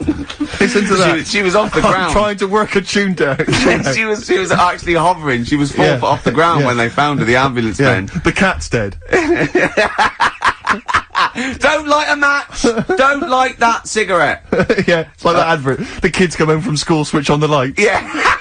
There they see Granny hovering, turn the light on. Be careful if you have an elderly woman at home. Yeah. Drugs make you fart. So it was last week when there was a little bit of confusion over the one for Holly Valance. Right? Of course. I don't think it was confusion, I think it was your error. No, it wasn't. And it was Holy Valance, and you meant Pelmet. Then Becky, who called up that time and said, oh, if you're getting mistaken with Pelmet, right, she sent me an email in a week saying, I've done a bit of research. It was my fault, I've made an error. It is a Valance. Okay. And I know about Valances, as I told you last week at the very end, me auntie loves them. Yeah. Right? She makes them. She started off just like putting them on top of the, sort of window around the curtain. And then she thought, oh, I can do more with this. And she had a little coffee table that had magazines underneath, and she said, I'm sick of seeing them magazines when I'm sat down. She sounds like a Pilkington. So... I'm sick of seeing them magazines when I sit down! So she put a Valance round the table. She just got Valances around everything now. Then, next step, she tapes everything. She never actually watches telly, she tapes it all. Because she gets sick of listening to the adverts and that. So she tapes everything, so she's got loads of videotapes and that. And the video used to get on her nerves. When she was watching a film, she'd see the clock changing. Oh. And it distracted her from the film, so she put a Valance round that. That's genius! Yeah. So, that is really... or is it mental? Only Mrs. Einstein can tell. I don't know. She's even made her little, Jack Russell look like a hovercraft. It's great. So everything's got a Valance? If you go round and you stand still for too long, the chances are she'll put a Valance around your head. This is this is Auntie who? Auntie Nora. And this is the one that farted for 5 minutes. Lest our listeners forget. Farted for 5 minutes, called his mum, saying I'm farting. 2 minutes into the fart. She said about 2.5 minutes in. She said I'm about 2.5 minutes into the fart. My mum said, how long's it been going on for? She said, well, it was about 2.5 minutes before I called you. Yeah. And then it went on for a further 2.5 minutes or something. And, then it stopped. And, she couldn't time it because there was a Valance over the clock. Yeah, because it used to annoy her when she was on the phone and you put her off seeing the time. She was guessing it was 5 minutes. This was one consistent fart? Yeah. I mean, it wasn't making a noise, it was just... Oh, it wasn't making a noise? Just gas. Right, endless gas. So, there you go. That's fantastic. I'm so sorry. It's like, right, listen, when I was a kid, right, and it's alright for you to go into women's toilets when you're a kid, it's like, oh, it's a bit cute, right, as long as you're not, like, over 15 or something, right? Right. But when I was a kid, I went into a toilet, and women, when they use their little cubicles, they don't shut the door. Some of them just sit down on the toilet, right, and you see everything, and, no, seriously, that's probably one of the first times I saw, like, a woman. Yeah. That, right, and my Auntie Nora when she was staying over. What happened with your Auntie Nora? She was, she's into wearing caftans. Into wearing what? You know, caftans. Oh, yeah. What caftans? Big, bellowy sort of dresses. Right. And, yeah, I used to sit on the floor at home, in front of the telly. Sure. She was on the chair behind. Yeah. She did a bit of a, sort of a Sharon Stone scene. Oh, God. Yeah. Did you see it? There was no underwear? No. What age were you? What was it like? What age were you? It was like a ripped tennis ball. So. What? Right, we're off air.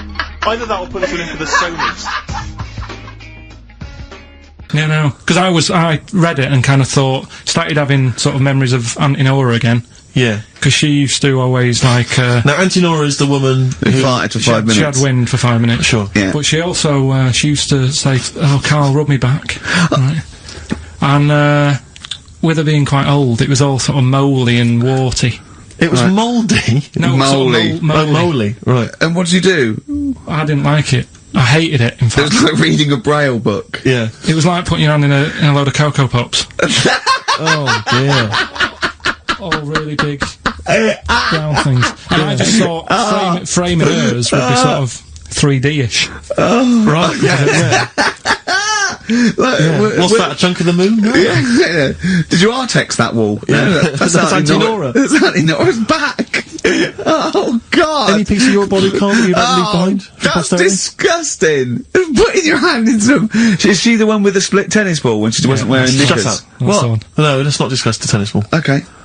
So she used to get you to sort of knead her dough on her back. God, this is really bad. What would she with her dress or whatever? Well, she wore those sort of squid-looking things. Like sorry, what? What? Those squid-looking? It's Auntie Nora covered in octopuses. What are you talking about? What do you mean? It's like a nightgown type thing. But what's squid got to do with it? Because he sort of looked like a squid around the edge.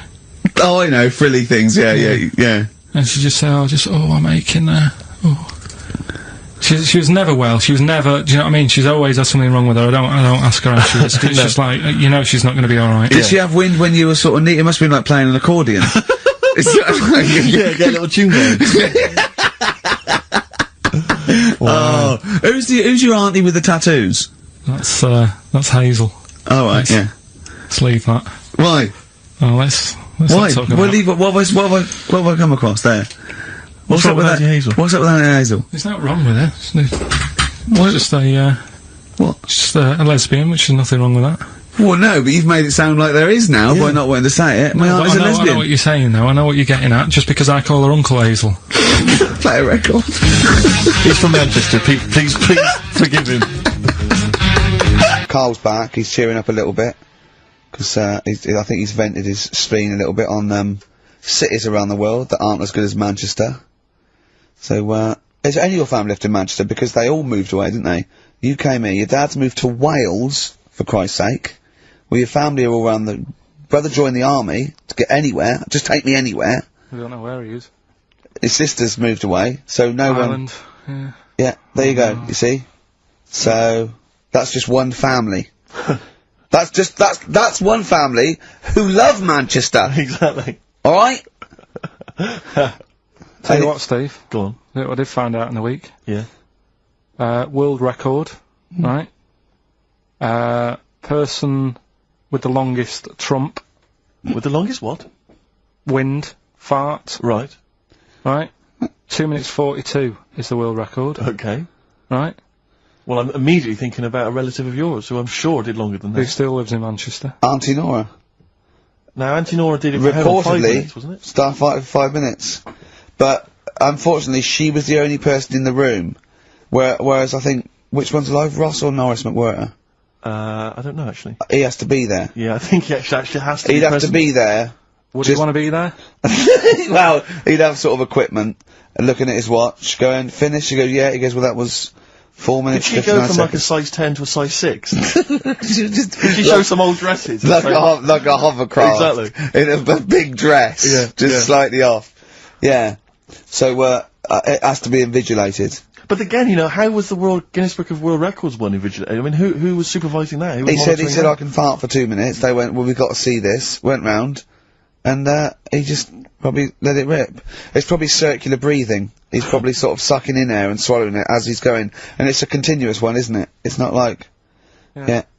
I mean, that's how Nora's happened. Me Auntie Nora, she had a little bit of wind. It went on for like 2.5 minutes. Sure. That's when she called me Mum. As it was still going on. And said, there's something not right here. I'm leaking. She said, oh, can you send your dad round? You know, my dad. Yeah. Sent to me mum. With a cork. And, with a lighter. Yeah. I think this would be the best one I want to show the kids something. He said, I'll be there in a bit, get the windows open. But what it was down to, because I was talking to my mum and dad about it. Is she the one with the split tennis ball? Yeah. We're not talking about that again. I was talking to my mum and dad about it, saying, you know, why do you think it happened and that? And it's because she never chucks food away, right? And she'll sort of mash it all up, and she's got all these ice cream tubs in the fridge that are just full of, like, water. Old, mashed up food. Really? And she prepares everything. Right, she doesn't work, she's retired now, she's got nothing to do all day, but everything's got to be ready Still for calls in sick. Do you know what I mean? Everything's got to be done. Even though, if you're going round to her house, and you're going there for tea, it's like, what time are you coming? And it's like, well, I don't know, maybe 5, maybe 6. Yeah, you're late, because you're late when you have to meet us at 5 or 6. Do you know what I mean? That's what... So, when you say she mashes up food, she literally takes the remnants of a dinner, could be sort of some... Anything.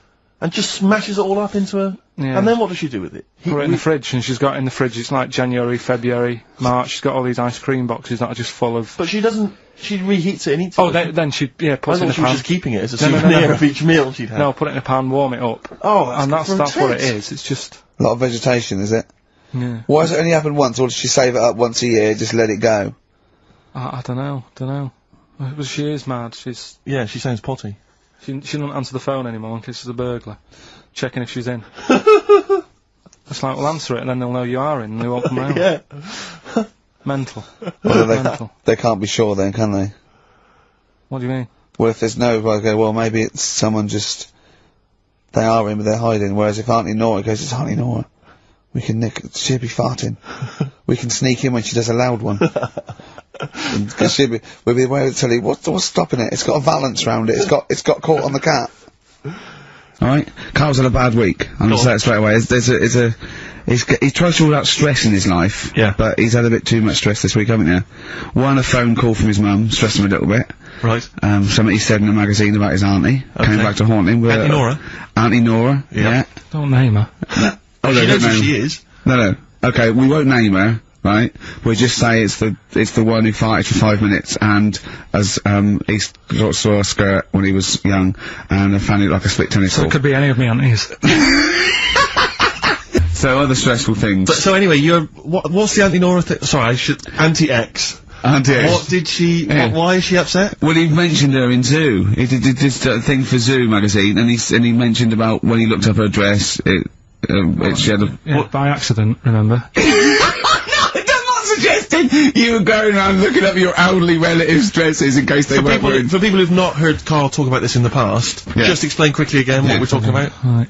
He didn't want to talk about it at all.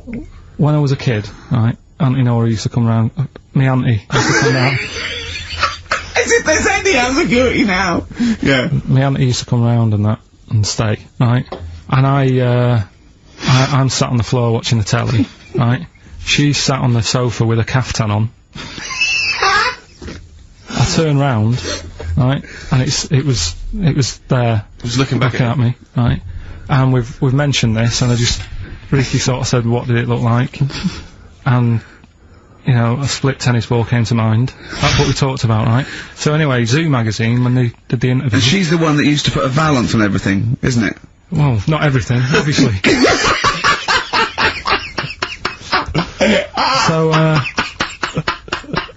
anyway, so I've done this... So you did interview in Zoo? Yeah, and like they said, you know, again, it was like, you know, do you plan stuff and do you worry about stuff when, after you've done the show, you're worried you've upset anyone? And, you know, I was saying, really, I forget people are listening. And, you know, we're just having a chat with mates and that. I said, but now and again, I do worry, when I'm on my way home from the show and that, and I'm thinking about what we've talked about. And I was saying, you know, the Auntie Nora incident. Incident! That's Watergate! Yeah. And, anyway, so this was in there, right? And I was saying in the magazine, you know, but I think I got away with it. She doesn't listen to the show, but, you know, and I don't think she reads Zoo magazine, so... She's more of a nuts woman. Sure, yeah. So, anyway, so my mum calls up the other week, right, and she goes, wish you wouldn't, you know, talk about Auntie Nora and that. And, I was like, oh, so how do you know about that? She goes, well, one of your cousins have called us up and said they've read the article about it. So yeah, that's why we don't want to talk about it, really. So he stitched you up. So do you know what Auntie X is made of this? Do you know if she was upset or not? Well, she doesn't know about it. Because, I mean, maybe she's always thought it looked like a split tennis ball. Maybe you're just in sync, you know, because you're relatives and stuff. Maybe she knew instantly. Even if you hadn't named her, she'd have thought, hang on, I farted for 5 minutes once. Yeah, that's not really ambiguous, is it? Be me. If you hear like someone who farted for 5 minutes and's got found like a split tennis ball, you're gonna go, I wonder if he means me. Yeah. You're gonna remember that. Auntie Jackie. It could be Auntie Jackie. Oh, God. Oh, chimpanzee, that is running it down again! Yeah, this is where we read extracts from Kyle's diary. We've had to wrestle it from him. He's never happy, but, you know, that's the way it goes when you're doing, a show as popular as this. And I'm going straight now to this entry. My mum phoned and said that my Auntie Nora, classic Auntie Nora, wanted me to look on the internet to find out what the weather would be like in Spain at the end of November. I don't know where she gets her money from. 2 months ago, she was asking me dad how much it would be to get her back garden astroturfed, because she's sick and tired of the grass getting out of What does she want to do? Start a football team? What does she want a back garden astroturf? She likes the sort of green look, but she doesn't like the headache that comes with it, so she's just looking into getting that false grass put in there. Brilliant. Don't know how much it is. They always say when you get someone a present, you should buy them something they wouldn't buy themselves. Daft rule. I want something I would buy myself if I had the money. When I was young, my Auntie Nora got me a present I wouldn't buy myself. It was a t-shirt with her face on.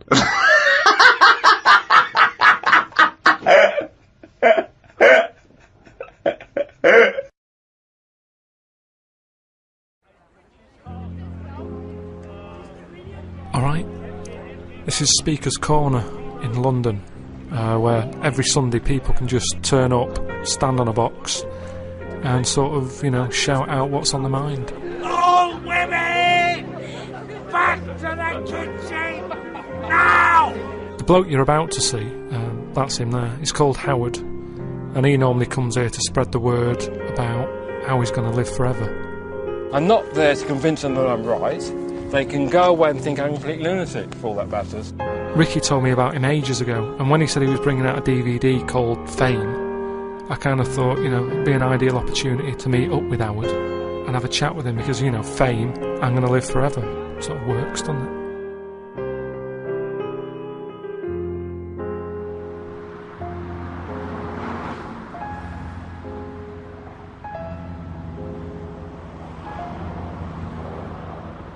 I met up with Howard at a park near his house one morning just before he was going off to Speaker's Corner. He started off by telling me how it all came about. Over a period of 16 years, from 1970 to 86, I discovered a process to stop the physical ageing process of the body. As I say, it took me about 16 years to work out. Now, what I discovered is that everybody's mind operates within a standard framework, and you go through the process of life everyone's familiar with. You know, you physically age and die. Well, I found a way, over a period of 4 years, I say from 82 to 86, approximately, where it's possible to pull one's mind out of the standard framework into an alternative framework, and within that alternative framework the physical body doesn't age. But have I got this as well, or is this just unique to you? It's unique to me, yes. So even though you're telling me I couldn't... No, there's certain laws operating in the universe that only allow one person to work it out, so it only applies to me, so it's not transferable. Because often people get disappointed, but they don't seem to realise that that is the situation. Well, do they feel like you're just showing off then? Because in a way it's kind of like, look what I've got. Yeah, that's true, but I try to explain to them, if they can see it, that I'm not actually showing off. The position is that this is what my vocation is in life. And they say, and someone turns around and says, that's not fair. Well, let's look at it realistically. Is life fair? It isn't, is it? Not really. For everyone. No, not for everyone. It's not really fair. That's the situation. I can't alter the laws of the universe. So it's not my fault. It's not blaming me. Would that annoy you if there was someone? If I said, Howard, the reason I'm seeing you is because I've got the same thing? You know, as far as I'm concerned, it's not possible. As I said, certain laws operating in the universe only allow one person to work it out. Of course, someone's going to ask me... But who's made that rule? Yeah, well, that's it. Well, that's where it stops. It's difficult to go into that. So, it's difficult to explain that. The other thing is, if there was another one, people would sort of try and pair you off, wouldn't they? They'd say, oh, you can live together forever. But that wouldn't be the best thing, would it? Because you'd be sick of each other. You'll soon find that this thing is totally ignored. I mean, after you have as I said, the initial conversation, one doesn't normally discuss it again. It's just one of those things. So you don't bring it up in other bits when it comes to like insurance and stuff like that? Oh no, forget about all that. You just leave it because it's just too complicated? No, there's no point in mentioning it. That'd be what I call inappropriate. But you are happy with it, you're not? Yeah, I've adjusted. In life you have to adjust to things, don't you? Whatever happens, you never know what's going to happen. I mean, one hope it doesn't happen to you, but you could one day have an accident, or you lose an arm. Well, it's terrible to start off with, but after a while you have to adjust.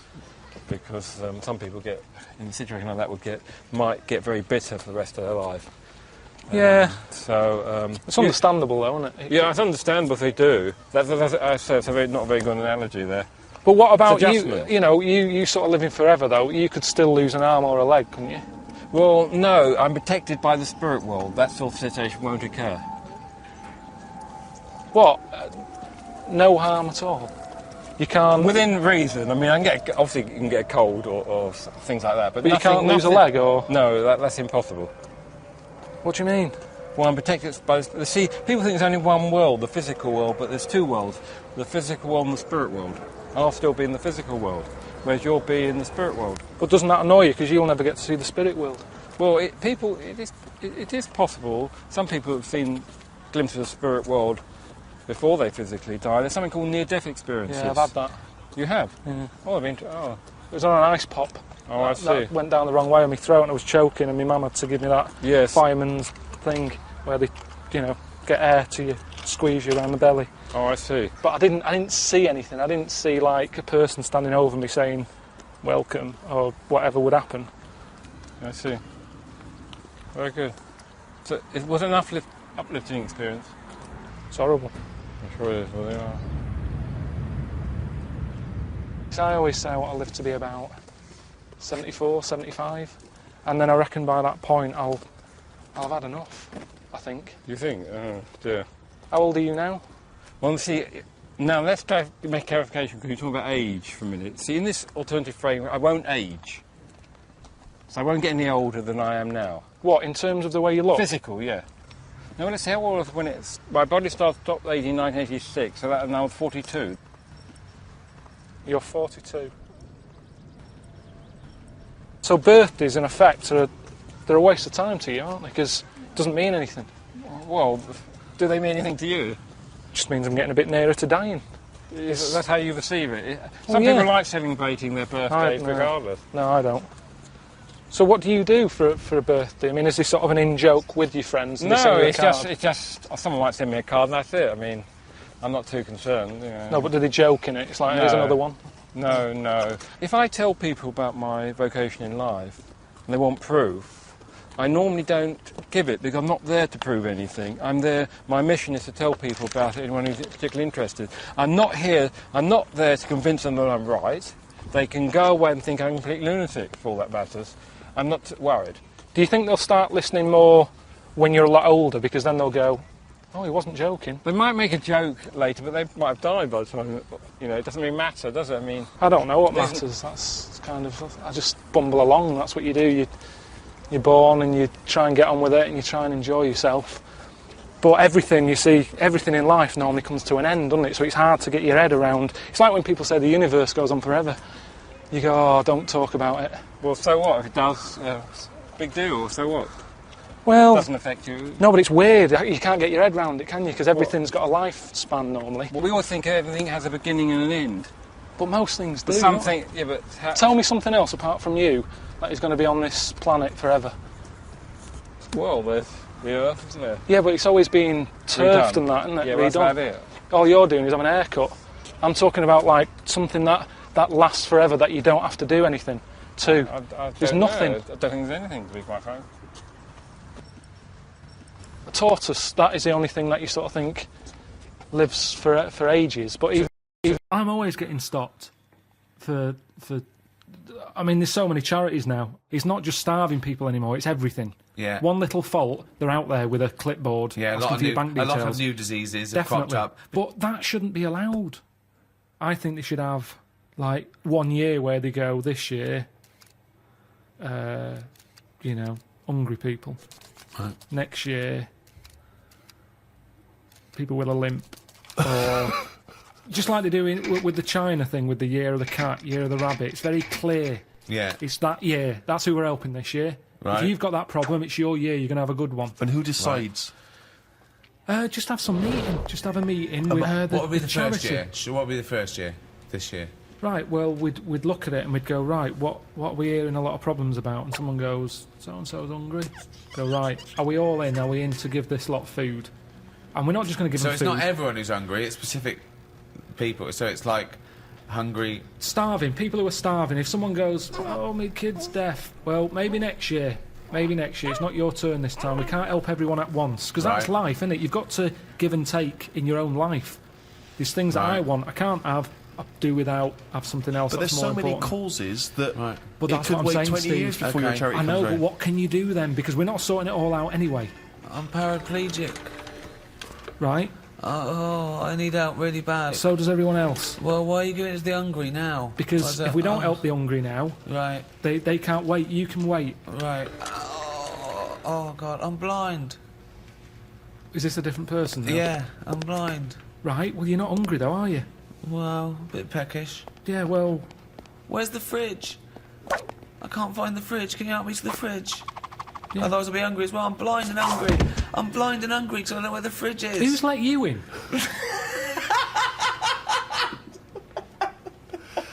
But Carl, this is just a chaotic idea. It's a chaotic because people who are hungry, there's always going to be people who are hungry. Yeah, but I sort the problem out. How do you sort it out?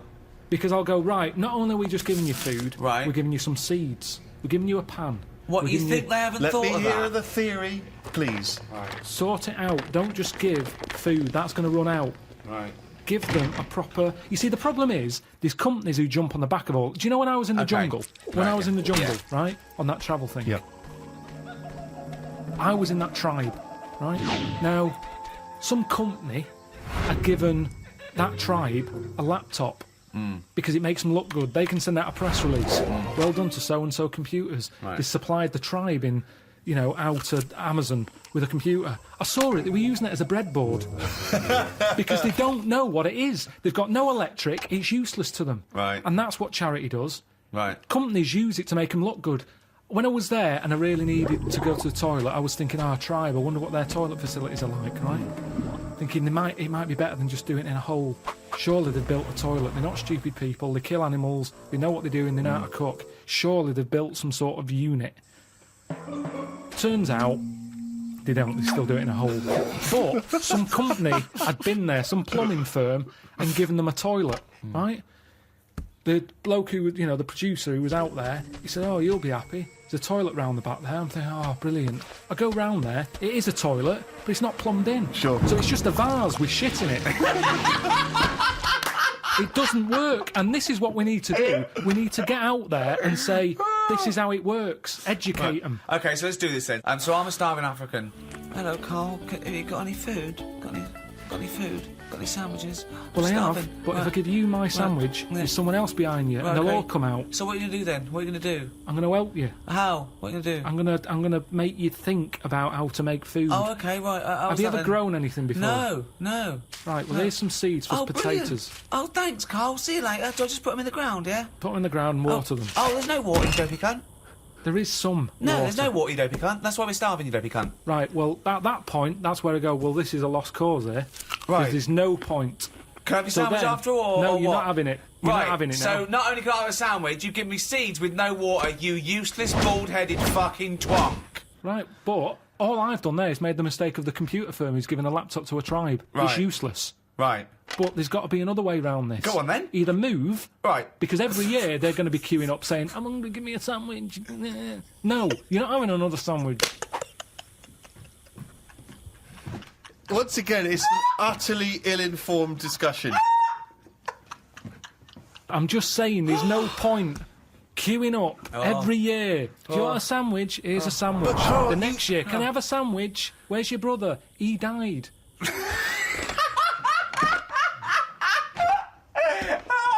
It's not sorting anything. It's buying him an extra day, an extra month or something. But it's Carl, pointless. the point is, like Ricky's just flagged up, is that some of these countries, the conditions... He died! The conditions are not there to just be able to plant potato seeds. So what are they meant to do then? Do you think we should go out every month, every year with sandwiches? Is that your answer, like some sort of buffet, an all-you-can-eat thing once a year?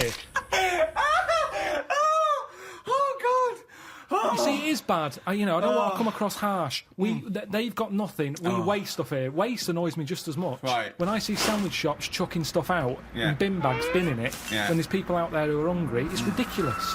Yeah. But I don't understand. Right. It's a problem that isn't being solved. So your conclusion for these people, because there's no water where they are, right, is move. That is your honest. They should move. Well, what's your solution? Well, I don't know. I don't know the ins and outs. I don't even pretend to know. But I tell you, it's not just it's sticking a, what's that saying? I don't know, it's sort of sticking a plaster over a hole or something, and the plaster comes off, it's a problem again. Yeah, that's the saying, yeah. It's the same. I think that was Mark Twain.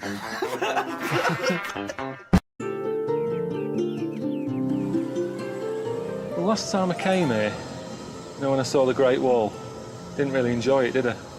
And I got back and I sort of said to a mate where I'd been, and he told me about this place. And I was gutted. I never came here. All this way. I never saw it. So it's weird in a way that I've had a second chance. It was like it was meant to be. I think it's in keeping with what we've been doing. Travel programme, showing you the world, how others live, little communities and all that. Right. This is it. It's Dwarf Village. It's like this little town that they set up. Dwarves used to get a hard time or something in China, so they set this up, place where they live and work. They've made it for themselves. Everything they want, it's made for being a dwarf. It's ideal. Well, they're all happy. Look at the skill of this. I'm doing a little bit of woodwork. Looks amazing. I mean, that's not crap, is it? It's done it all. It's all sort of miniature, look. It's really cosy. And to him, it's massive, isn't it? You can show me around one of your houses. Okay. I haven't been in one of these. Just slow down a little bit. Just hang on a minute. Just hang on. Oh! No, you're not meant to laugh. Too small for you. Yeah, I am looking for something a bit bigger. Am I the biggest man who's ever been in it? It's good, isn't it? Too small. Do you know any dwarfs? Yeah. I know one. I know a little dwarf. He's a mate of Ricky's. I don't know what he'd think of this. He's always playing roles as, like, elves and Santa's little helper and all that. So at the end of the day, what's the difference? At least here, they work every day. 2 p.m, showing 7 days a week. Dwarfs at home, they're busy at Christmas. What else are they doing for the rest of the year? There he is, sat on a shelf. Name's Warwick. Any film with a dwarf in it, he's it. Hello? Is that Warwick? Yeah. Hey, it's Karl, Ricky's mate. Oh, yeah, all right. Yeah, what are you up to? I'm just in China. I'm looking at a dwarf village, and I wanted to run the whole sort of concept by you, because I know that people at home get a bit funny about, oh, you shouldn't be, having a little dwarf village and all that. And it's really good. The people in there are dead happy. Nice little show they put on. Just thought, it sort of covers me if I speak to you and say, I'm at a dwarf village, and you go, yeah, I've heard of that. It's nice. Good on you. No, well, I have heard of it, definitely, but I don't think it's nice. Why not? Well, I mean, it's like going back to the days of the freak show again, isn't it, really? I mean, they're all in there together, and you're going in there to gorp at them, basically. Well, yeah, I did. And, there is, like, little blokes in little funny outfits and all that, and you do sort of smile. But they're smiling. I think it's all right, isn't it? I think it's terrible, Carl. I can't believe it. You don't know who's behind the scenes running that. Did you meet them? Yeah, there's a king. And is he little? Of course he is. That might be a show king. There might be a... No, he was the head... No, he was the head man. He was at the top, he had a little cloak on and a crown, shades on. You could tell he was in charge. What's happening out in China, it's segregation, it's exploitation, seriously. It's not. Seriously. You see, you haven't been... This is what annoys me with people who... I'm in the thick of it here. I'm stood by their houses. They're all happy. There's a woman who I met who's a little dwarf. She's only been here 4 months. She's already got her own mushroom to live in. Now, you tell me that's wrong. I'm just a bit disappointed in you, to be honest. Hang on a minute. You're being all on your high horse and that. The picture that I shown of you on the telly so people knew you were sat on a shelf. Yeah, well, it doesn't change my opinion, to be honest. I was doing something that was important, what I was doing there, anyway. So, if all your work dries up, they're not making another Star Wars, you can't dress up as a little monkey, you've got no money coming in, you wouldn't think about coming here then? Definitely not. Next time...